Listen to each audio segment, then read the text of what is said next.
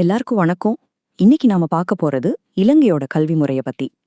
ஆனா இது வெறும் கடந்த சில 10 வருஷத்துல உருவான விஷயம் இல்ல. இதுக்கு பின்னாடி ஒரு பெரிய கதை இருக்கு. கிட்டத்தட்ட 450 வருஷ காலனித்துவ ஆட்சியில கொஞ்சம் கொஞ்சமா செதுக்கப்பட்ட ஒரு கட்டமைப்பு இது. வாங்க இந்த வரலாற்றை கொஞ்சம் ஆழமா பார்க்கலாம். யோசிச்சு பாருங்க, ஒரு நாட்டோட ஸ்கூல் சிஸ்டத்தை எப்படி உருவாக்குவீங்க? இது ரொம்ப முக்கியமான கேள்வி இல்லையா? ஏன்னா இதுல தானே அந்த நாட்டோட எதிர்காலமே அடங்கியிருக்கு. சும்மா ஒரு நிமிஷம் யோசிச்சு பாருங்க. ஆனா இலங்கைய பொறுத்தவரைக்கும் இந்த கேள்விக்கு பதில் ரொம்பவே வித்தியாசமானது. கடந்த 450 வருஷமா பதில் இதுதான். எங்க விதிமுறைப்படி இல்ல, இன்னொருத்தரோட விதிமுறைப்படி தான் நடக்கும். ஆமாங்க, கல்விங்கிறது ஒரு காலனித்துவ கொள்கையோட ரொம்ப சக்தி வாய்ந்த கருவியா எப்படி பயன்படுத்தப்பட்டதுங்கிறது தான் நாம இன்னைக்கு பார்க்க போற விஷயம். சரி, வாங்க முதல்ல இந்த டைம் லைனை பார்ப்போம். இது பாத்தீங்கன்னாலே உங்களுக்கு புரியும். இலங்கையோட கல்வி முறைய வடிவமைச்சது 3 பெரிய ஐரோப்பிய சக்திகள். அவங்களோட நீண்ட சிக்கலான வரலாறு இதுல அடங்கியிருக்கு. ஒரு விதத்துல சொல்லப்போனா இவங்க தான் அந்த கட்டடக் கலைஞர்கள். நம்ம முதல்ல பார்க்க போறது போர்த்துகேயர் காலத்தை. அவங்களோட கல்வி திட்டம் மொத்தத்துக்கும் ஒரே ஒரு நோக்கம்தான். அதுவும் ரொம்ப சக்தி வாய்ந்த நோக்கம், மதமாற்றம். அதாவது போர்த்துகேயர்களுக்கு கல்விங்கிறது மக்களுக்கு அறிவு கொடுக்கறதுக்காக இல்ல, அது ஒரு ஸ்ட்ராட்டஜிக் டூல். எதுக்குன்னா மதத்தை மாத்துறதுக்கு. அவங்க கட்டின ஒவ்வொரு ஸ்கூலும் அதுல இருந்த ஒவ்வொரு விஷயமும் கத்தோலிக்க மதத்தை பரப்புறத மட்டுமே குறிக்கோளா வச்சிருந்தது. அவங்களோட மெத்தட் ரொம்பவே கிளவரா இருந்துச்சு. என்ன பண்ணாங்கன்னா, சர்ச்சுகளுக்கு பக்கத்திலேயே ஸ்கூல்ஸ கட்டினாங்க. எஜுகேஷன் சிஸ்டம் முழுசாவே மிஷனரிங்க கண்ட்ரோல்ல தான் இருந்தது. இன்னும் சொல்லப்போனா, தங்களோட செல்வாக்க நிலைநாட்ட ராஜ குடும்பத்து பிள்ளைகளுக்கு கூட கல்வி சொல்லி கொடுத்து அவங்க விசுவாசத்தை சம்பாதிச்சுக்கிட்டாங்க. சரி, போர்ச்சுகீசர்களுக்கு அப்புறம் வந்தவங்க தான் ஒல்லாந்தர்கள். அவங்க இந்த சிஸ்டம அடியோட மாத்தல. அதுக்கு பதிலா போர்ச்சுகீசர்கள் போட்ட ஃபவுண்டேஷனை அப்படியே எடுத்து தங்களுக்கு ஏத்த மாதிரி கொஞ்சம் மாத்தி புதுப்பிச்சாங்க. சிம்பிளா சொல்லணும்னா ஒரு கோட்பாடு மாறிச்சு. போர்த்துகீயர்கள் கத்தோலிக்க மதத்தை பரப்புனாங்கன்னா ஒல்லாந்தர்கள் புரொட்டஸ்டன்ட் மதத்தை பரப்புனாங்க. அவ்வளவுதான் வித்தியாசம். ஏற்கனவே இருந்த ஸ்கூல் நெட்வொர்க் அப்படியே கைப்பற்றி தங்களோட மதத்தை அமல்படுத்த ஆரம்பிச்சாங்க. ஒல்லாந்தர்கள் எவ்வளவு சிஸ்டமேட்டிக்கா இருந்தாங்கங்கிறதுக்கு இது ஒரு சூப்பர் உதாரணம். அவங்க ஸ்காலர்ஷிப் ஆணைக்குழுன்னு ஒன்னு ஆரம்பிச்சாங்க. இதோட வேலை என்னன்னா, ஸ்கூல்ஸ மேற்பார்வை பார்க்கறது, கல்யாணம், ஞானஸ்நானம் எல்லாத்தையும் பதிவு பண்றதுன்னு ஒரே நிர்வாகத்துக்கு கீழே கொண்டு வந்தாங்க. இதனால ஸ்கூல்ஸ் எல்லாமே அரசாங்கத்தோட நேரடி கட்டுப்பாட்டுக்கு வந்துடுச்சு. இதுல முக்கியமான விஷயம் என்ன தெரியுமா?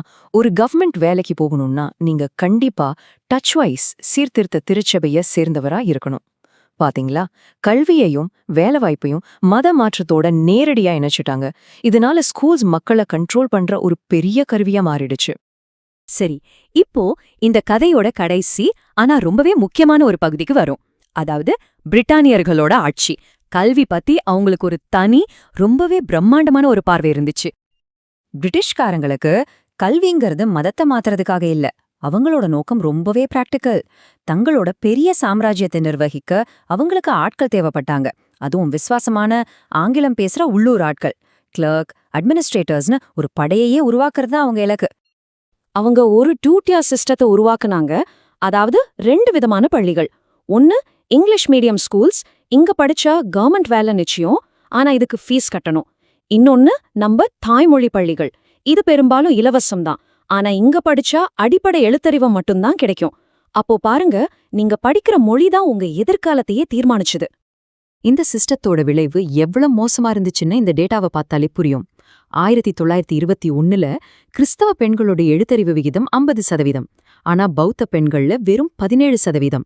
ஹிந்து பெண்கள்ல வெறும் 10% தான் படிச்சிருந்தாங்க. எவ்ளோ பெரிய வித்தியாசம் பாருங்க. இந்த மிஷனரி ஸ்கூல்ஸ் எவ்ளோ பெரிய ஏற்றத்தாழ்வை உருமாக்கியிருக்குன்னு இதிலிருந்தே தெரியுது. ஆனா காலனித்துவ ஆட்சி முடிகிற நேரம் நெருங்க நெருங்க ஒரு புது அத்தியாயம் தொடங்குச்சு. நம்ம உள்ளூர் தலைவர்கள் எல்லாம் இந்த வெளிநாட்டு கட்டமைப்பை உடைச்சு நமக்கான ஒரு கல்வி முறையை உருவாக்கணும்னு ஒரு பெரிய வேலையை கையில எடுத்தாங்க. அதுல ரொம்ப முக்கியமானதா கண்ணங்கிற சீர்திருத்தங்கள். அது ஒரு புரட்சினே சொல்லலாம். முதல்ல கல்வியை இலவசமாக்குனாங்க, பிரைமரி ஸ்கூல்ல இருந்து யூனிவர்சிட்டி வரைக்கும். அடுத்து தாய்மொழிக்கு முக்கியத்துவம் கொடுத்தாங்க. அப்புறம் கிராமப்புற மாணவர்களுக்காக தரமான பள்ளிகளை உருவாக்குனாங்க. இதெல்லாம் எதுக்குன்னா, அந்த காலனித்துவ சிஸ்டத்தை உடைச்சி கல்வியை எல்லாருக்கும் கொண்டு போய் சேர்க்கணும் தான். போர்த்துகேயர், ஒல்லாந்தர், பிரிட்டிஷ்காரங்கன்னு வந்து போயிட்டாங்க. சீர்திருத்தங்கள் வந்துச்சு. இத்தனைக்கு பிறகும் இந்த 450 வருஷமா கட்டின இந்த சிஸ்டமோட தாக்கம் இன்னும் இருக்கா? அதோட மிச்சம் என்ன? ஆச்சரியமான விஷயம் என்னன்னா, இன்னைக்கும் இலங்கையோட பாடத்திட்டம், ஸ்கூல் அமைப்பு, யுனிவர்சிட்டி நிர்வாகம்னு எல்லாத்துலயும் பிரிட்டிஷ் பாரம்பரியத்தோட தாக்கம் ரொம்ப ஆழமா இருக்கு. அதாவது அந்த காலனித்துவ அஸ்திவாரம் இன்னும் முழுசா மாறல. அப்போ இந்த கடைசி கேள்வியோட இந்த பகுப்பாய்வை முடிச்சுக்கலாம். ஒரு கல்வி முறை காலனித்துவ அஸ்திவாரத்து மேல கட்டப்பட்டிருந்தா அது உண்மையிலேயே ஒரு நாட்டோட சொந்த கல்வி முறையா மாத்துறதுக்கு என்ன செய்யணும்? இத பத்தி நீங்க என்ன நினைக்கிறீங்க?